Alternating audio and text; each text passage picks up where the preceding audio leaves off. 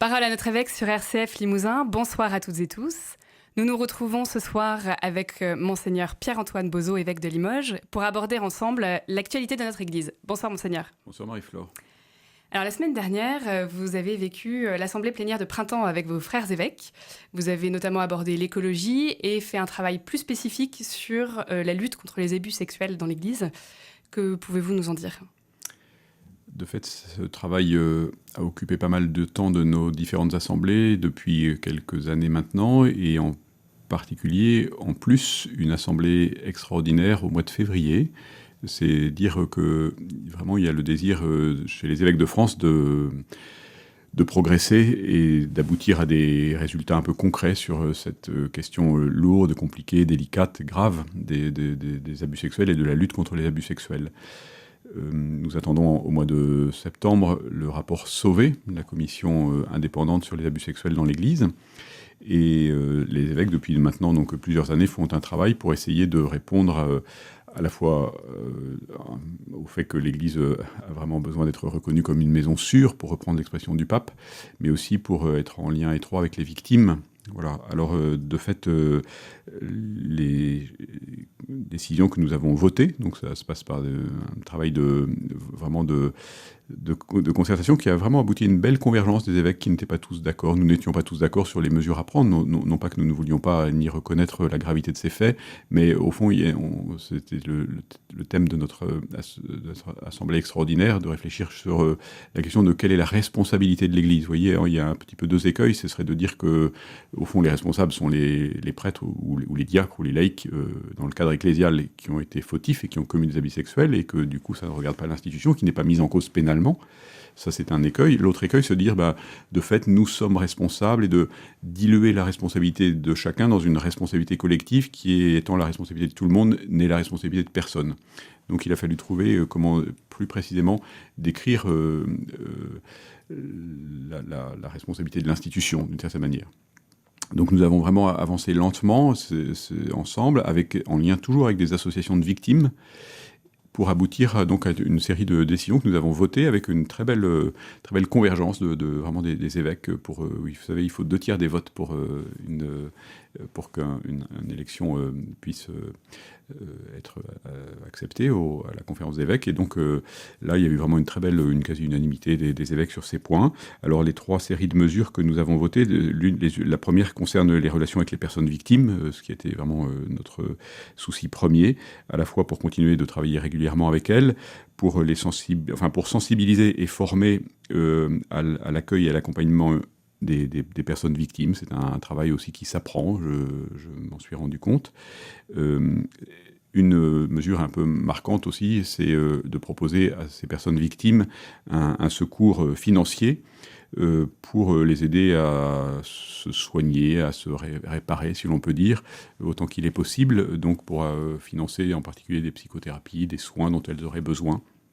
La justice ne nous oblige à rien, la plupart des faits sont prescrits, et puis la responsabilité de l'institution souvent n'est pas engagée, mais cependant c'est une manière de marquer notre vraie communion, compassion, notre regret aussi, et le pardon que nous voulons au nom de l'Église demander aux victimes, que de contribuer par ce geste financier. Voilà. Et donc cette aide financière sera attribuée par une instance indépendante qui attribuera soit une somme forfaitaire si les victimes ne veulent pas davantage détailler de quoi elles ont besoin, soit si elles sont prêtes à expliquer de quoi elles ont besoin pour se reconstruire, participer au financement des soins dont elles auraient besoin. Voilà.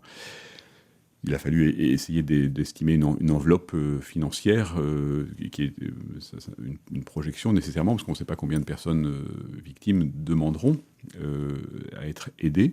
Et on ne sait pas exactement combien de personnes victimes il y a exactement. Mais on a décidé de créer un fonds de dotation d'un montant de 5 millions d'euros, qui, c'est important de le dire à nos auditeurs, ne sera pas financé évidemment par l'argent ni du denier de l'Église, ni par les biens propres de l'Église. D'abord parce qu'elle n'a pas le droit, ce n'est pas dans l'objet social d'une association diocésaine de ce genre de financement. Donc ça ne peut être que des biens qui sont complètement indépendants. Et donc pour ça, c'est un appel d'abord aux évêques. Les évêques sont invités à contribuer personnellement à ce fonds de dotation, les prêtres aussi, et puis les fidèles, tous ceux qui voudront. Il faut de fait certainement un peu de vertu pour quelqu'un qui d'abord s'est scandalisé de ce que des prêtres puissent commettre de tels abus, d'accepter de participer au financement d'un fonds de dotation pour aider les victimes. Mais en tout cas, c'est un appel que nous lançons pour avoir ce fonds de dotation avec un plafond de 5 millions d'euros qui servira à aider les personnes victimes. Voilà. Donc ça, c'est les mesures vis-à-vis des victimes, avec aussi la création d'un ce qu'on appelle un lieu mémoriel, un lieu de mémoire, probablement à Lourdes, mais il y a un groupe qui continue de travailler à ça. Et puis, une fois par an, le troisième vendredi de carême, une journée de prière, d'intercession et de mémoire pour ne pas que ces affaires-là soient oubliées et qu'on garde la mémoire de ces crimes ou délits qui ont été graves, qui ont beaucoup blessé et qui se sont passés à l'intérieur de l'institution ecclésiale. Voilà. Donc ça, c'est les mesures vis-à-vis des victimes. Ensuite, il y a une deuxième série de mesures qui sont un peu plus techniques, qui sont des mesures qui visent au renforcement de nos procédures de justice canonique. Vous savez, dans chaque diocèse, il y a une officialité au niveau d'une province ou de plusieurs provinces, donc qui sont un peu les tribunaux de l'Église. Et ces tribunaux sont un peu spécialisés dans la majorité des affaires qui les concernent, c'est-à-dire les questions concernant les nullités de mariage, les procédures de nullité de mariage. Et donc, au fond, les personnels des officialités sont surtout formés pour ça. Et ils ne sont pas tellement formés pour un autre aspect du droit canonique, qui est ce qu'on appelle le droit pénal canonique. Voilà. Et donc, nous n'avons pas les moyens d'avoir au niveau d'un diocèse ou d'une province des spécialistes de droit pénal canonique. Et donc, nous avons, en lien avec les instances romaines, décidé de fonder un tribunal pénal au niveau national. Voilà, avec les moyens qui seront justement mutualisés au niveau national. Voilà. Donc, c'est pour faire en sorte que quand un clerc en particulier a commis des abus, que non seulement la justice civile d'abord fasse son travail, mais que la justice canonique également fasse le sien et prenne les peines canoniques qui sont prévues par le Code dans ce cadre-là. Mais souvent, nous avons été un peu désemparés ou négligents sur le fonctionnement de ce droit pénal canonique, et donc nous n'avons pas pris toutes les mesures qui auraient dû être prises, d'où cette décision. Et puis, la troisième série de mesures, elle concerne, dans l'organisation de notre conférence des évêques, la création d'un service dédié à la promotion de la vigilance et à la formation à la juste relation pastorale. Donc vous voyez à la fois tout ce qui est la prévention, la formation des acteurs pastoraux, depuis les séminaristes dans les séminaires jusqu'aux laïcs en mission ecclésiale, en particulier tous ceux qui s'occupent de jeunes. Donc à la fois sensibilisation, formation, et puis l'accueil et l'écoute de toutes les questions liées aux abus sexuels. Donc c'est vraiment un renforcement dans le cadre de notre conférence des évêques d'un service dédié. Donc voilà, les trois séries de mesures que nous avons prises. J'étais un petit peu long, mais c'est parce que c'est une question grave et qui nous a pris beaucoup de temps, mais qui est aboutie vraiment grâce à la détermination de Monseigneur de Moulin-Beaufort et puis au fait que les évêques vraiment ont adhéré peu à peu à tout cet ensemble de mesures. Ça ne veut pas dire que la question est close. Il faut continuer d'accompagner les victimes. Il faut espérer que plus jamais de cas d'abus sexuels ne se reproduisent dans l'Église, mais personne ne peut nous le promettre malgré toutes les mesures de vigilance. Mais en tout cas, faire en sorte vraiment que le cadre rende cela, sinon impossible, du moins extrêmement difficile. Voilà.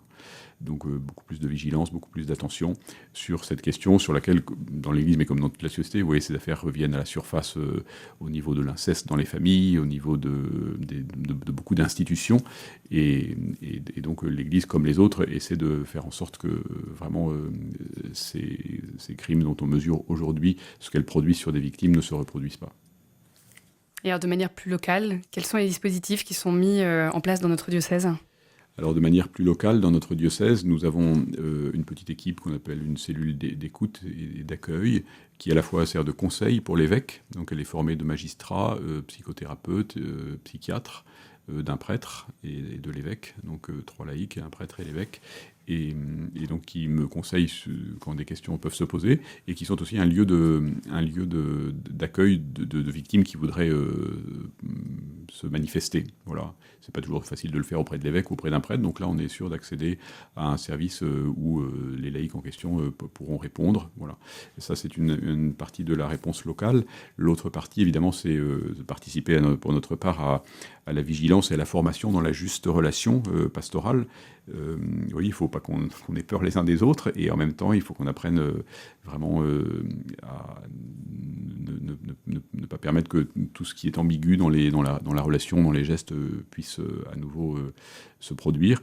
Et donc, la cellule d'accueil est en train de mettre en place une petite procédure qu'elle distribuera bientôt, qui donne des points d'attention, qui donne des références. Donc là, c'est plus dans la partie formation et sensibilisation. Alors, nous sommes aujourd'hui au cœur de la Semaine Sainte. Elle se vivra de nouveau de manière un peu particulière. Quel message adressez-vous à nos auditeurs pour les aider à vivre un chemin de conversion dans la joie de la résurrection ? Alors, je pense que peut-être le mot-clé qui me vient à l'esprit, qui d'une certaine manière est dans la suite de notre sujet précédent, c'est le mot de vigilance. Vigilance pour être présent dans cette Semaine Sainte en étant vraiment réveillé dans notre foi. Vous savez, Jésus reproche à ses apôtres dans le récit de la Passion, en particulier à Pierre, de n'avoir pas été capable de veiller 1 heure avec lui. Et je pense que ce défaut de vigilance dans la prière, dans l'attention finalement au mystère de la croix de Jésus, nous conduit vraiment à une forme d'attiédissement, de torpeur dont nous avons besoin de sortir. Voilà. Et donc, peut-être que le point d'attention que j'adresse à nos diocésains, c'est de vivre cette Semaine Sainte. Elle sera un peu plus facile que celle de l'an passé, parce que l'an passé, tout le monde était confiné, tout le monde était derrière son écran, ou pas, en tout cas, prier comme il le pouvait. Et or, je l'ai mesuré avec la messe des rameaux dimanche dernier, combien les gens étaient heureux cette année de se retrouver pour les rameaux. En tout cas, là, j'étais à la cathédrale qui était vraiment très pleine, dans le strict respect des mesures sanitaires, avec beaucoup de gens debout, du coup. Mais les gens ont besoin de se retrouver. Donc cette année, on aura une Semaine Sainte, non pas complètement normale, puisqu'on ne pourra pas avoir d'office après 19h, ou même après 17h, disons, puisqu'il faut le temps de l'office et le temps de rentrer chez soi.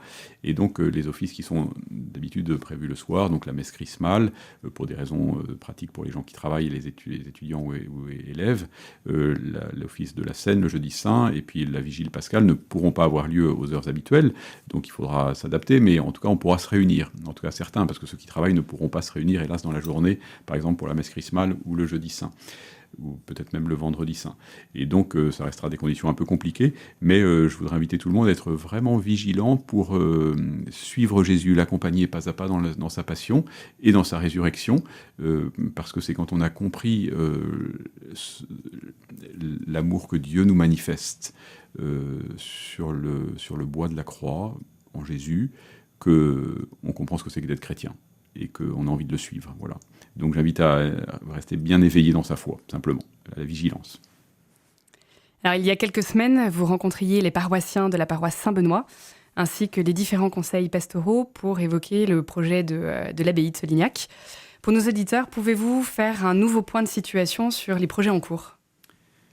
Alors le projet principal en cours d'étude actuellement, c'est le projet de l'installation d'une communauté de moines bénédictins qui viennent de l'abbaye de Flavigny en Bourgogne, et qui est une communauté de 56 ou 7 moines et qui a besoin de fonder parce qu'il manque de place pour accueillir des retraitants et il manque de place pour les moines. Voilà.